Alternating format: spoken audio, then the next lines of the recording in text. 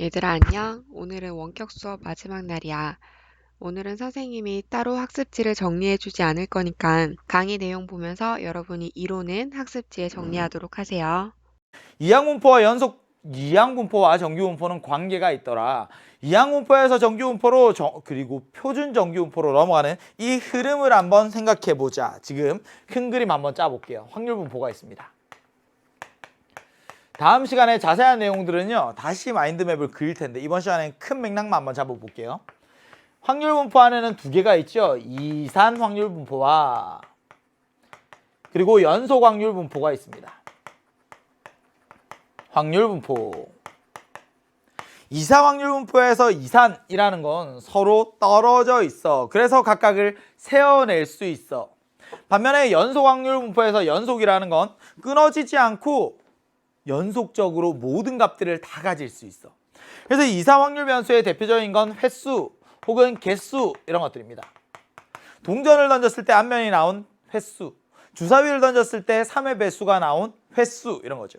근데 연속 확률 변수는요, 키나 무게나 길이와 같이 어떤 특정한 범위의 모든 실수값을 다 가질 수 있는 것들을 이야기합니다. 얘들은 각각이 떨어져 있어서 세어낼 수 있어요. 그래서 확률 분포표를 그려내죠. 확률 변수 x가 가질 수 있는 값이 x1, x2, 땡땡땡 xn까지. 그때 각각에 대응하는 확률이 존재합니다. p1, p2, 땡땡땡 pn까지. 이 모든 확률들을 다 더하면 총합이 1이에요. 근데 연속 확률 분포는 그렇지 않죠. 얘들은 곡선으로 그래프가 그려집니다. 그지? 그래프가 그려지고 나면 만약에 알파에서부터 베타까지 모든 값을 다 가질 수 있어 라고 한다면 이 확률이라는 게 넓이랑 같아서 주어진 범위 안에서 넓이가 1이 된다. 이렇게 되는 거죠. 근데 목적이 다르다고 했습니다. 이사 확률 분포에서는요, 평균과 분산과 표준 편차를 구하는 것이 목표야. 이사 확률 분포. 이게 목표야. 근데 연속 확률 분포에서는 평균, 분산, 표준 편차 같은 것들을 구할 수 없어요. 대신에 여기에서는 확률만 구해내는 거죠. 뭘 통해서? 넓이를 통해서. 넓이를 이용해서 확률을 구하는 거예요. 근데 이사 확률 분포에서 굉장히 중요한 대표적인 분포가 이항 분포예요. 연속 확률 분포에서 대표적인 분포가 정규 분포입니다. 근데 이 이항 분포와 정규 분포가 연결고리가 있다고 이야기하는 거죠.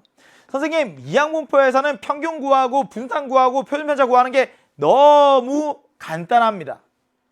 반면에 확률 분포표를 그려내는 것이 힘들어요. 무슨 말이야? 원래는 확률 분포표를 그려야지만 평균을 구하고 분산을 구하고 표준 편차를 구할 수 있는데 이항 분포인 경우에는 확률 분포표가 없이도 평균 구할 수 있어, 분산 구할 수 있어, 표준 편차 구할 수 있어. 심지어 쉬워.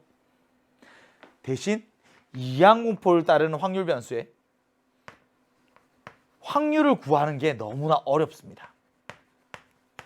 이거 좀 이따 다시 설명을 할 텐데요. 확률을 구하기가 너무 어려워요. 그래서 우리는 방향을 튼 거야. 이항 분포와 정규 분포의 관계를 이해할 수 있다면 정규 분포를 이용해서 이항 분포의 확률을 구할 수 있지 않을까, 이렇게 오는 거죠. 뭐라고? 이항 분포의 평균, 분산, 표준 편차는 구할 수 있어요. 근데 이항 분포에서 확률 구하기가 어렵거든요.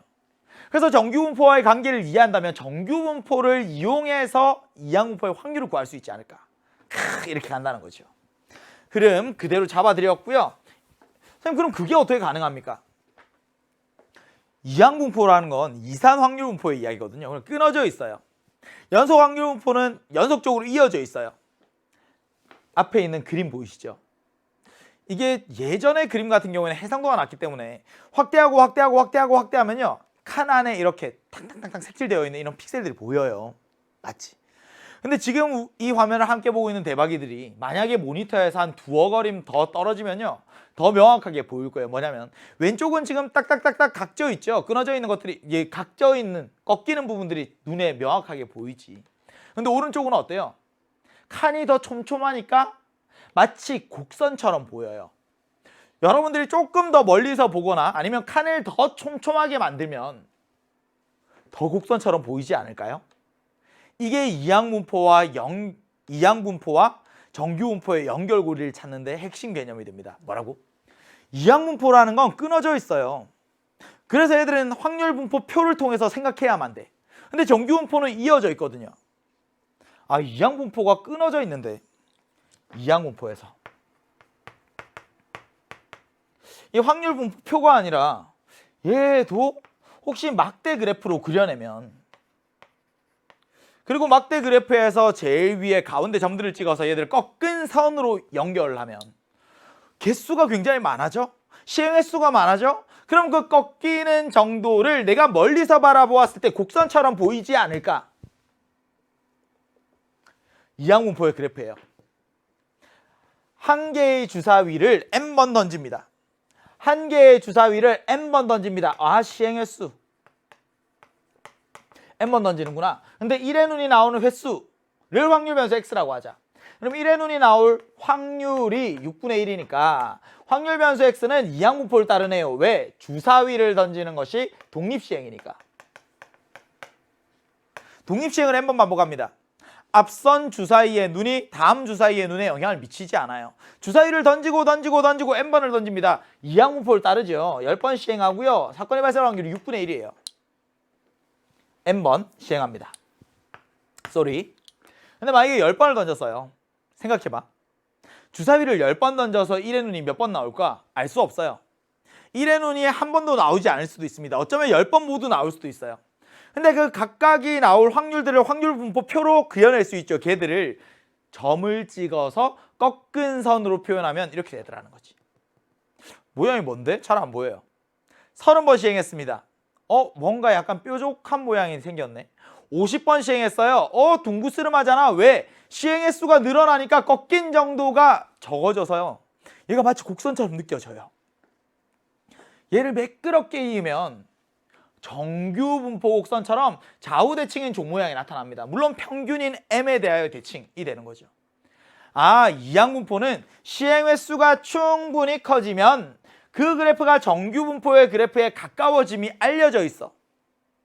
미적분 같은 과목과는 달라요. 유도하고 증명하고 이런 게 없어요. 알려져 있어. 이건 수많은 통계학자들이 경험에 의해서, 데이터에 의해서 확인한 거야. 여러분들에게 증명을 하라고 할 수는 없지만 그렇게 되면 알려져 있으니까 의심 없이 받아들여야 돼. 뭐라고요? 이항분포가 있어요. 근데 이항분포는 n이 충분히 클 때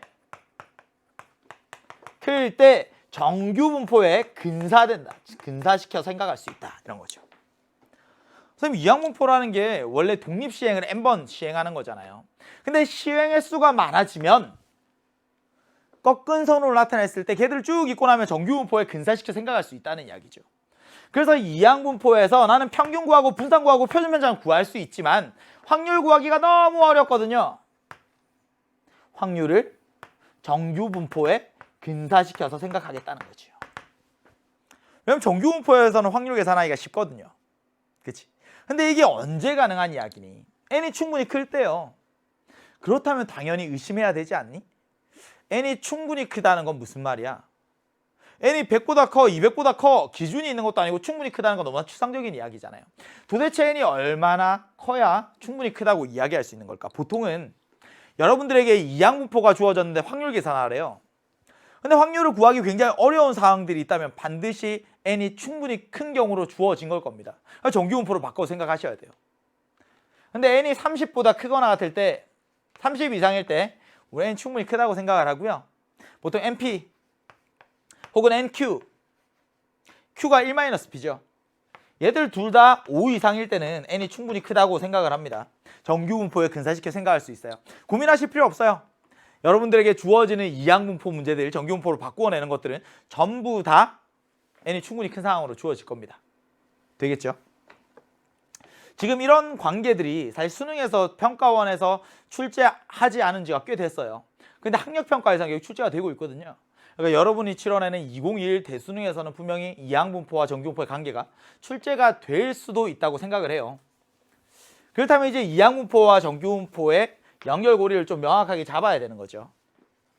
이항분포라는 건 뭡니까? 두 개가 필요해요. 우선 독립시행이어야 되고요. 그때 첫 번째 몇 번 시행하는지 시행 횟수 n, 그리고 사건이 발생할 확률 P 얘가 주어져야 되는 거죠. 독립시행이기 때문에 매 시행마다 사건이 발생할 확률이 변하지 않아요. 만약에 예를 들어서 주사위를 50번 던집니다. 그때 짝수의 눈이 나올 확률이 2분의 1이에요. 그럼 이런 것들은 이항분포를 따르는 거죠. 맞지? 이항분포에서 확률 변수 x라는 건 주사위를 던지고 동전을 던져서 사건이 발생하는 횟수 혹은 사건이 발생 개수, 횟수와 개수 이런 것들이 확률 변수 x인데 x가 이항분포를 따릅니다. 그때 이항분포를 결정하는 요소 두 가지 n과 p예요. 시행 횟수와 사건이 발생할 확률 이 두 가지가 이항분포를 결정을 하죠.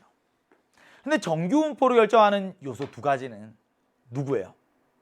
정규분포 곡선이라는 건 항상 이렇게 좌우대칭인 종 모양의 형태가 나타납니다.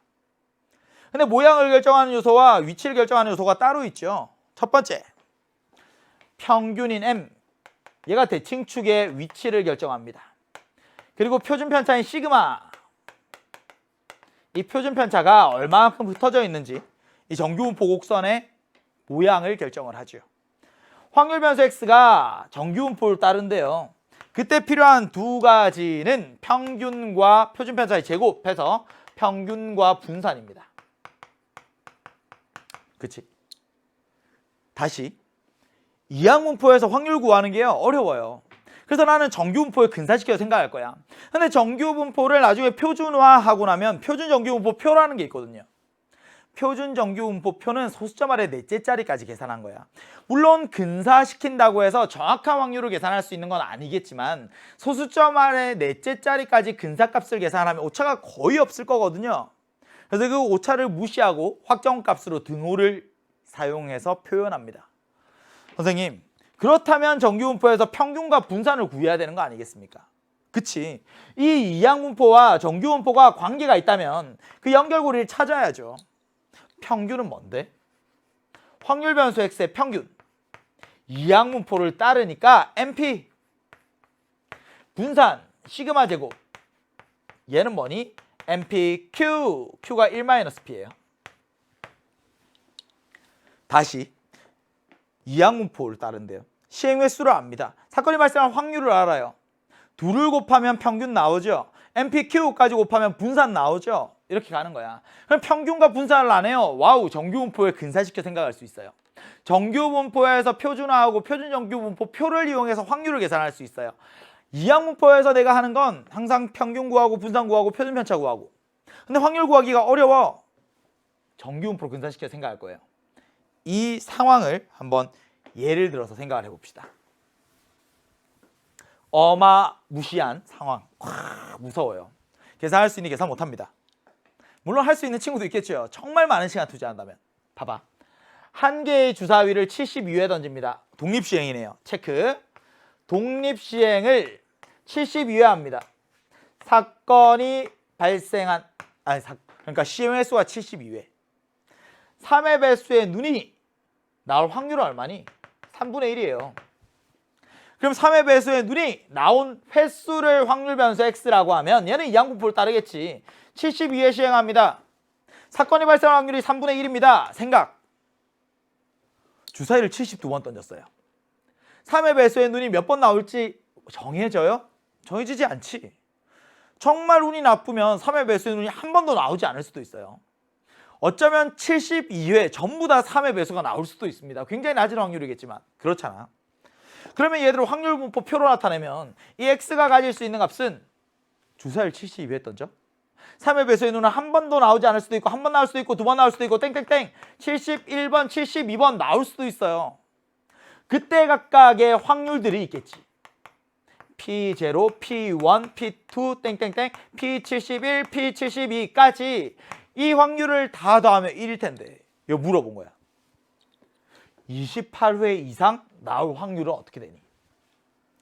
P28부터 P72까지 얘를 다 더하면 확률이 나올 거야. 뭐가? X가 28 이상일 확률이.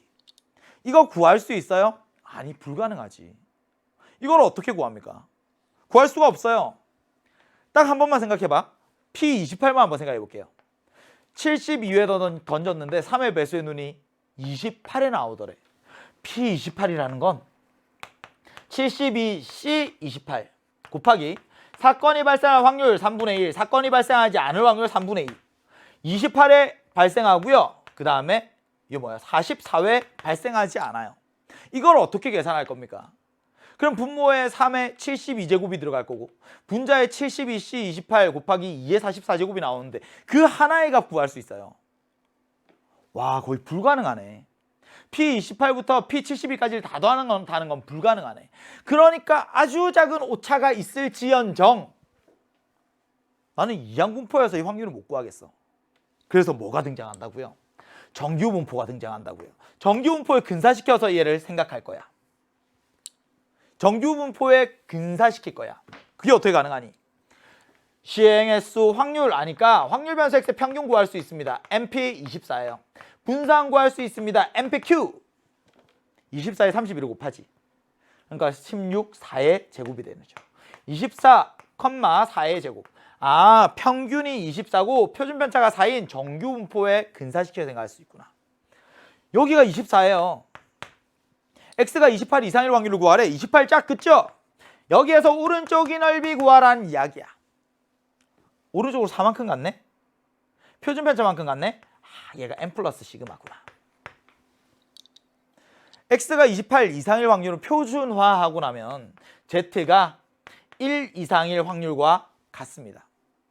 그럼 0과 1 사이 여기가 0.3413이니까 얘는 0.5에서 0.3413을 빼면 0.1587이야. 이렇게 계산을 할 수 있다는 이야기죠. 설령 오차가 있을지언정 나는 이항분포에서 확률 구하는 건 불가능해. 할 수가 없어. 그러니까 정규분포에 근사시켜서 확률 계산한 걸 우리 확정값으로 이렇게 결정해서 사용을 하자 이런 이야기를 하는 거죠. 이해가 돼요? 이항분포에서 평균과 분산 구할 수 있습니다. 근데 확률을 못 구해요. 정규분포를 넘어가는 거죠. 하나의 확률 시행횟수가 적을 때는 가능하지. 작을 때는. 근데 시행횟수가 크면 클수록 하나의 확률마저 구하기 힘들다. 근데 범위 안에 있는 애들 확률을 다 구할 거야? 정규분포로 바꿔서. 되겠죠? 이제 2번과 3번 이제 해석의 문제입니다. 이거 해석할 수 있나? 독립시행의 확률이에요. 72회 시행합니다. R번 발생하죠. 3분의 1의 R제곱이에요. 몇 회 발생하니? 사건이 발생하는 횟수를 확률 변수 X라고 하면 얘 이항분포를 따라요. 72회 시행하고요. 사건이 발생할 확률이 3분의 1입니다. 위의 상황과 같게 바라보시면 돼요. 72번 던져서 3회 배수의 눈이 나올 확률이 3분의 1이야. 근데 3회 배수의 눈이 20회 이상 32회 이하 나올 확률은 얼마니? 이런 거죠. 20과 32 사이에 있을 확률. 이렇게. 정규분포에 근사시킵니다. MP 평균이 24. MPQ 분산이 16. 그래서 표현편차가 4죠. 좌우대칭인 종 모양을 그려내고 평균이 24. 근데 내가 찾고 싶은 건 말이야. 20부터. 왼쪽으로 4만큼 가죠. 20 있어요. 32까지 오른쪽으로 8만큼 가죠. 여기에 32 있어요. 넓이 구하래. 표준화하고 나면 표준편차만큼 왼쪽으로 한번 마이너스 1보다 z가 크거나 같고 표준편차만큼 오른쪽으로 두 번 얘는 n 마이너스 시그마 얘는 n 플러스 2 시그마니까 표준화하고 나면 마이너스 1과 2 사이에 z가 있을 확률 둘을 더하면 되겠네요. 0.3413과 0.4772를 더하면 0.8185가 됩니다. 이렇게 조금씩 느낌이 옵니다. 여기 있는 이 두 개의 내용만 이해할 수 있으면 뒤에 나오는 이항분포와 정규분포의 관계 전부 다 풀어낼 수 있습니다. 근데 마지막은 얘가 모양이 조금 낯설 거예요. 이건 뭐야? 시행횟수가 30회예요. 그치? 근데 사건이 0번 발생할 때부터 30번 발생할 때까지 뒤에 있는 거 독립시행의 확률입니다. 이게 확률이야. 그치? 확률 어떤 것? 이 이항분포를 따르잖아 지금. 30번 시행하는데 사건이 발생할 확률이 6분의 1이에요. 근데 0번 발생할 확률, 1번 발생할 확률, 2번 발생할 확률, 3번 발생할 확률, 30번 발생할 확률까지 R이랑 곱하래. 확률 변수 x가 가질 수 있는 값이 0, 1, 2, 땡땡땡 29, 30까지인데 그때 각각에 대응하는 확률이 있는 거죠. P0, P1, P2, 땡땡땡 P29랑 P30까지. 근데 위아래 다 곱해서 더하라는 이야기예요. 아, 뭘 찾으라는 이야기야? 표현은 복잡하고요. 이걸 실제로 계산할 수는 없지만 구조적으로 이해하고 보면 평균 구하라는 이야기네.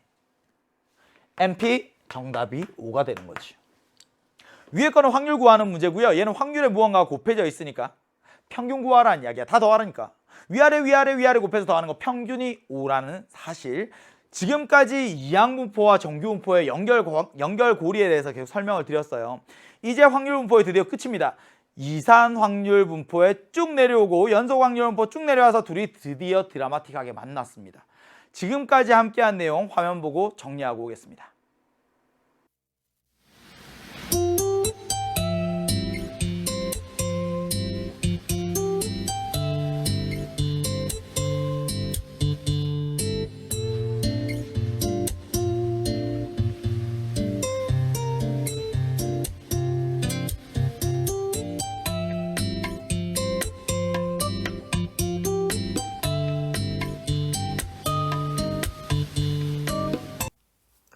자, 이제 4번을 보자.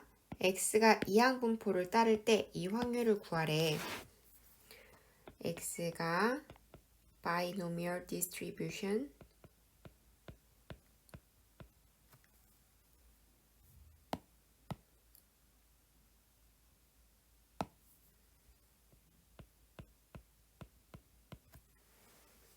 이렇게 따른대.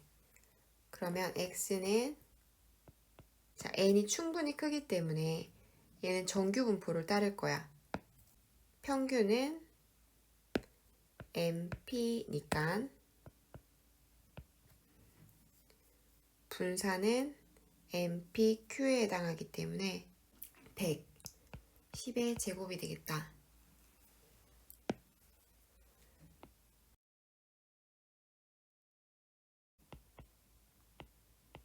이지? 그러면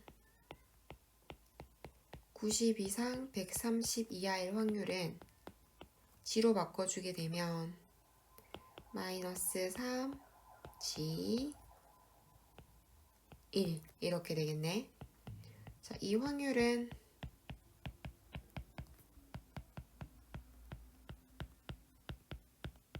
으로 바꿀 수 있었지. 그리고 이것은 0.3413 더하기 0.4987이기 때문에 0.84가 돼. 문제 6번. 500원짜리 동전을 500원짜리 동전 2개를 동시에 던지는 시행을 48번 할 때 둘 다 앞면이 나오는 횟수가 15번 이상일 확률을 구하래. 자, x는 독립시행이야. 48번 할 거고, 자, 한 번의 시행에서 둘 다 앞면이 나오는 경우는 확률이 어떻게 되지? 4분의 1이지. 이렇게 돼. 자, 근데 여기서 48이라는 숫자가 충분히 크기 때문에 x는 정규분포를 따라 평균 NP, NPQ 이렇게 될 거야. 자, 구하고자 하는 것은 앞면이 나온 횟수가 15번 이상. 자, 표준화 해주면 G는 x 빼기 12 나누기 3이기 때문에 1 이렇게 되지. 그러면 0.5에서 0부터 1까지의 확률을 빼주면 되겠다. 따라서 얘는 0.1587. 자, 지연이네 아파트 단지의 전체 가구 중에서 20%는 초등학생 자녀가 있다고 한다. 이 단지에서 임의로 100가구를 택할 때 이 중 초등학생 자녀가 있는 집이 10가구 이상일 확률을 구하시오. 자, 임의로 100가구를 택하지. 어떤 가구를 택하는 게 다음 가구를 택하는 것에 영향을 주지 않아. 자, 초등학생 자녀가 있는 가구의 수를 x라고 하자. 그러면 x는 이항분포를 따라 100가구를 선택하고 20%라고 했으니까 10분의 2. 그리고 이 100이라는 수는 충분히 크기 때문에 정규 분포를 따라 MP, MPQ.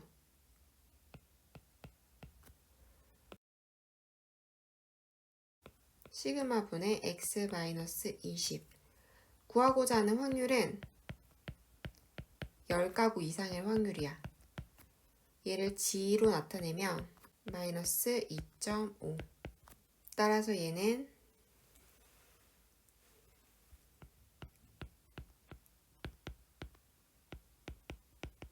에다가 0.5를 더해야 돼.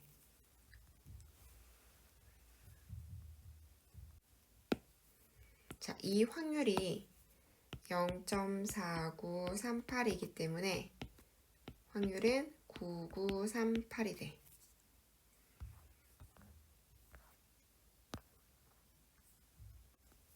자, 중단원 10번 볼게. x, y가 각각 다른 정규 분포를 따라 이때 확률이 같아질 때의 k 값을 구하는 거야.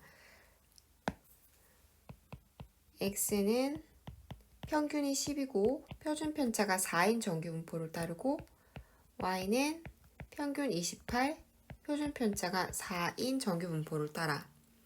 서로 다른 집단에 있지만 정규 분포이기 때문에 표준화를 통해서 비교해 줄 수가 있어.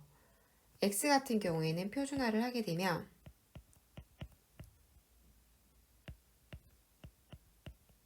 이렇게 되고 y를 표준화하게 되면 이 되지. 그래서 얘는 이렇게 적을 수 있어.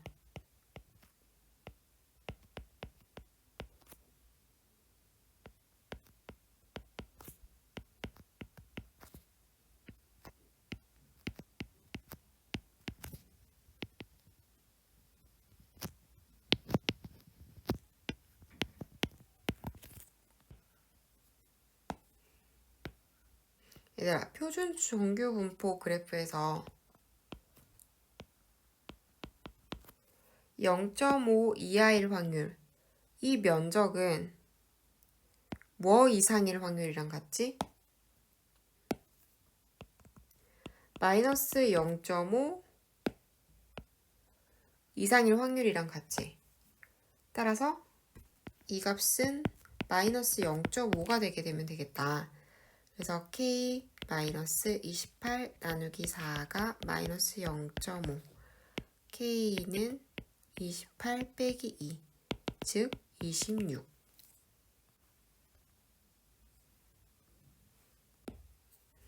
자, 직원들의 휴대전화 음성통화량, 얘를 x라고 한다면 x는 정규 분포를 따라 평균 150분, 표준 편차 15. 임의로 한 명을 택하여 한 달 동안 사용한 휴대전화 음성통화량이 2시간 이상. 자, 여기 분이라고 나와 있잖아. 그러면 시간의 단위는 분으로 고쳐주는 게 좋아. 얘를 120분으로 고치자. 그럼 120 이상일 확률이야. 표준화해주면 이렇게 되지. 따라서 이 확률은 g로 바꾸면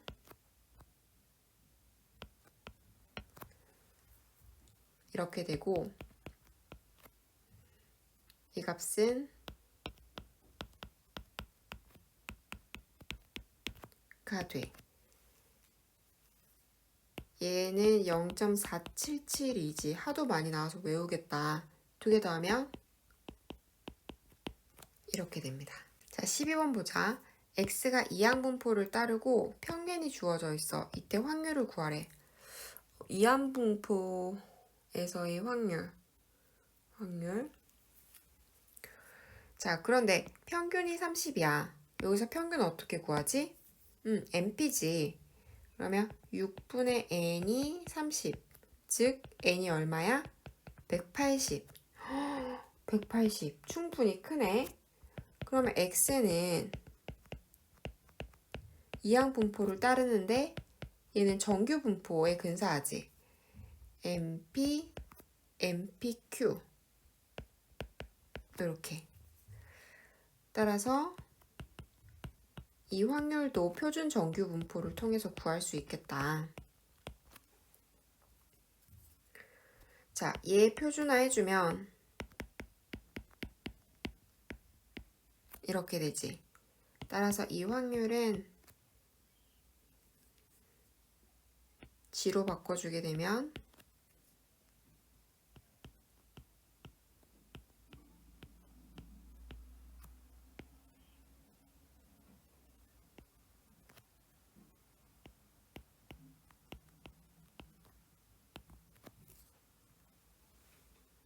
이렇게 되는데 n의 값이 180이었기 때문에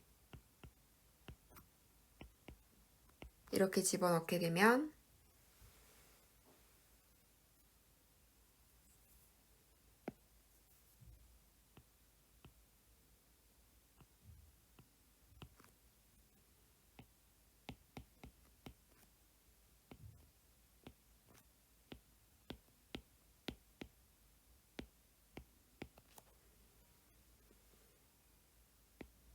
이렇게 되네.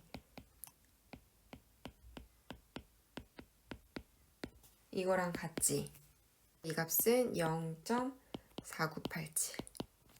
자, 15번 문제를 보자.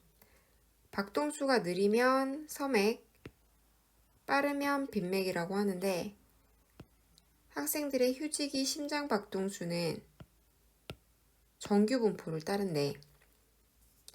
600명 중에서 서맥이나 빈맥으로 분류된 학생이 12명 미만일 확률을 구하는 풀이 과정과 답을 쓰라고 나와 있어. 자, 건강검진 결과 서맥이나 빈맥으로 분류된 학생의 수를 X라고 하자.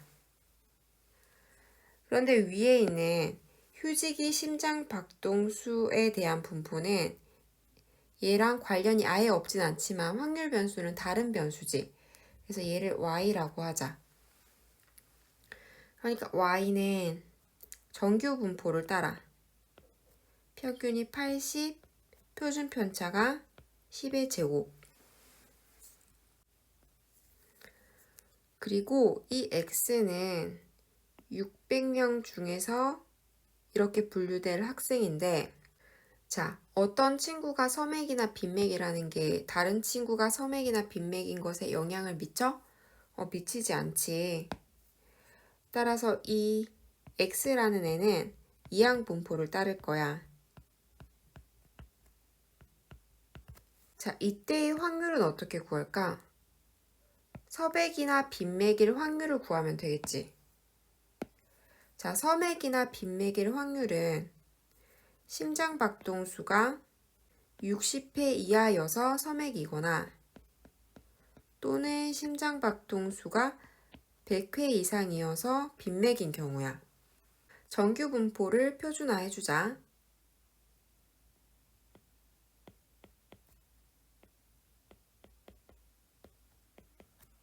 그럼 이 확률은 G에 대해서 나타날 거야.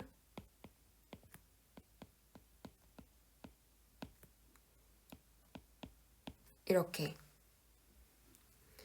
그런데 표준 정규 분포에서 마이너스 2 이하일 확률이랑 2 이상일 확률은 똑같았어. 그러니까 그 확률을 2배 해주자. 그리고 그때의 확률은 0.5에서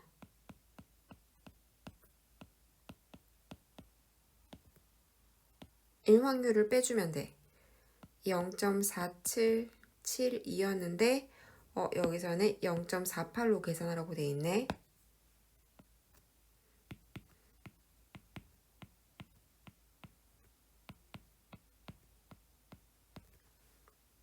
따라서 확률이 0.04.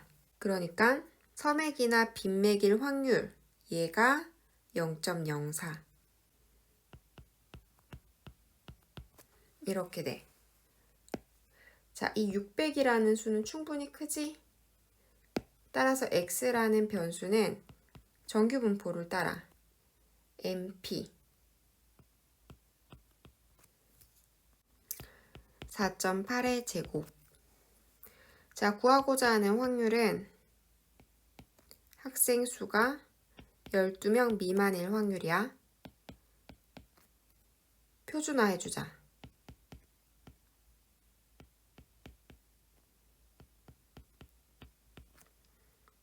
그 때문에 얘는 마이너스 2.5.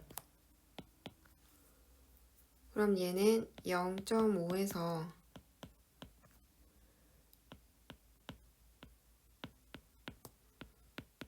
이 확률을 뺀 거랑 같아. 여기 나와 있지? 따라서 이 값은 0.01이야. 자, 이 값이 최대가 되도록 하는 상수 a의 값을 구하래. 자, 얘 표준화해주면 이렇게 되지. 따라서 이 확률은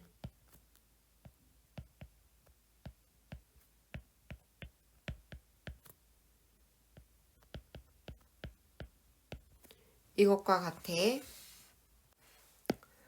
자, 지금 이 값이랑 이 값을 보면 얘의 폭은 일정해.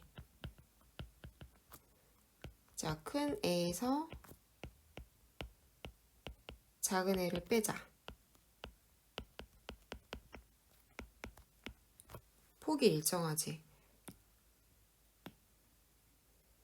폭이 일정하면서 확률이 최대가 되려면 어떻게 해야 돼?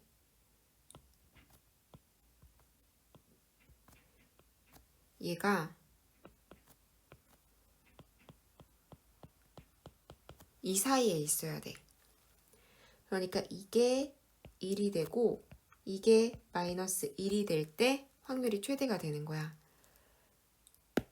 얘를 풀든 결과는 똑같이 나올 거야. a의 값은 6. 자, 9번. 팝콘의 개수는 정규 분포를 따른대. 팝콘의 개수를 x라고 하면 얘는 민 정규 분포를 따라 표준화해주자.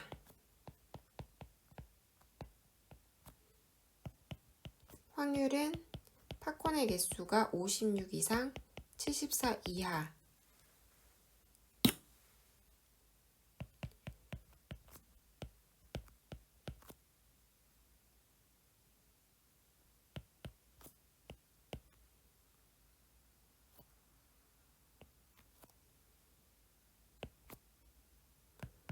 따라서 얘는 과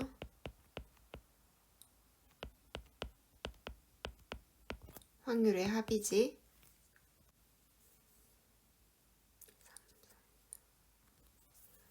자, 얘는 0.3413이고 얘는 0.4772였잖아. 두 개를 더하게 되면 0.8185가 돼.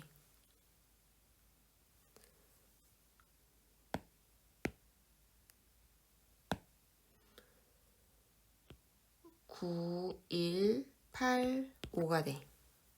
따라서 퍼센트니까 100을 곱해주면 91.85%. 자, 두 문제만 더 풀고 마치자. 자, 100번을 던졌을 때 앞면이 나온 횟수를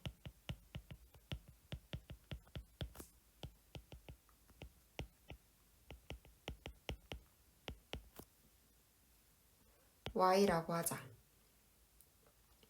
그러면 뒷면이 나온 횟수는 어떻게 돼? 100번 중에서 앞면이 나온 횟수를 빼면 되겠지. 자, 그때의 점수를 확률 변수 x라고 두자. 그럼 x는 이렇게 계산돼. 앞면이 나오면 5점을 얻는데, 그럼 y번 나왔다면 5y점 얻었겠지? 그 다음에 뒷면이 나오면 2점을 잃는데, 그런데 뒷면이 100 마이너스 y번 나왔어. 따라서 점수는 이렇게 나타내. 정리하면 7y 마이너스 200이야.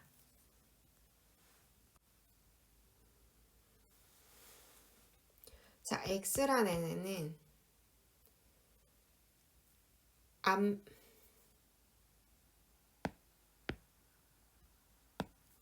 자, y라는 애는 앞면이 나온 횟수잖아?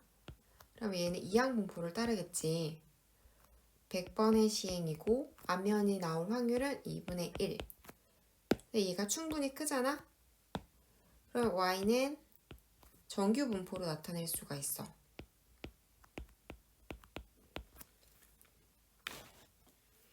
자, 문제에서는 점수 x가 220점 이상일 확률이라고 했지. 그런데 x는 y와 이런 관계가 있잖아? 따라서 x자리에 얘를 집어넣어 줄 거야.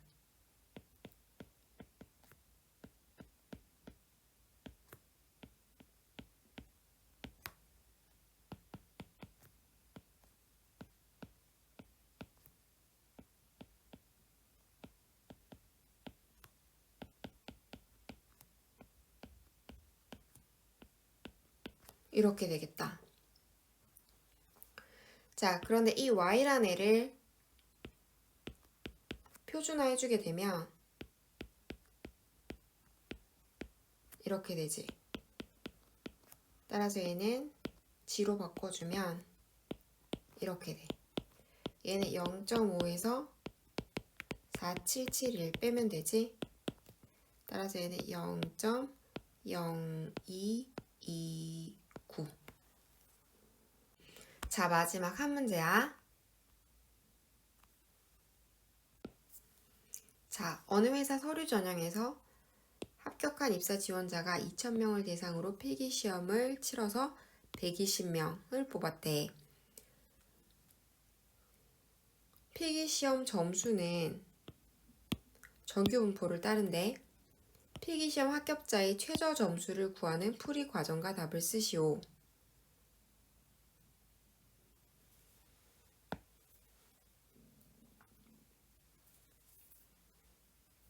자, 2,000명 중에 120명이 합격했대. 그러면 합격한 비율이 얼마야?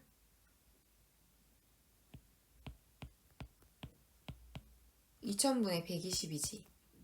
약분하게 되면 100분의 6이야. 자, 그러니까 점수가 특정 점수 이상이 될 비율이 이라는 거지. 자, 표준화 시켜야 되기 때문에 일단 필기 점수는 normal distribution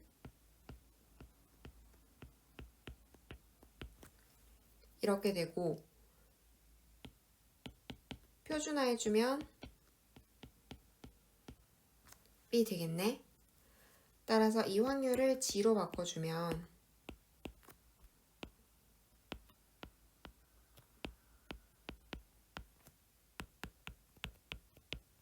야. 자, 0부터 1.55까지의 확률이 0.44이기 때문에 1.55 이상일 확률이 0.06이 되겠다. 그러니까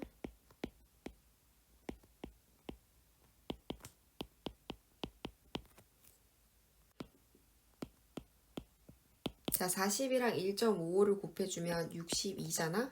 따라서 K의 값은 282. 최저 점수는 282점이야. 자, 그동안 원격 수업 듣느라 너무너무 수고했어.